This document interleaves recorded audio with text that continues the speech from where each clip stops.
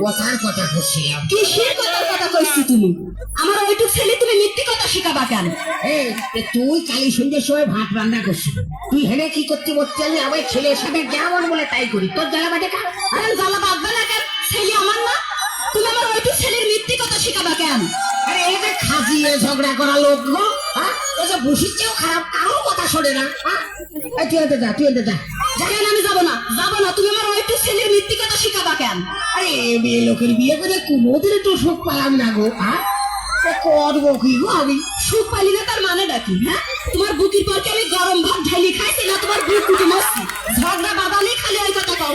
তোমার গোপন কথা আমি জানি নি তো। তুমি বিয়ের পরে কি করিস? আমি ভালো মেয়ে বুঝলি তোমার কিচ্ছু কইনি কো।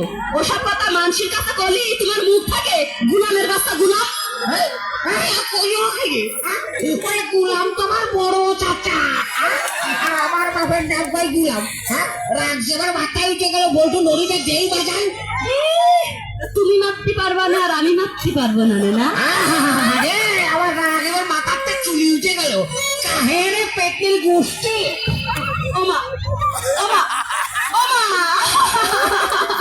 ও হইটু আমি ছাতা কই একটা ছাতা গুলামের বাচ্চা গুলাম। মানে সব মুখ কাটা হয়ে গিয়েছে। আমার সে লুবি করে গেল রে। বলছি তুই কিন্তু হাইতেই যেটা, দাঁড়া তুই হাইতেই যেটা। এবার আমার লাগেনি কো। আমি যে বেশি মার খেলাম নাকি রে।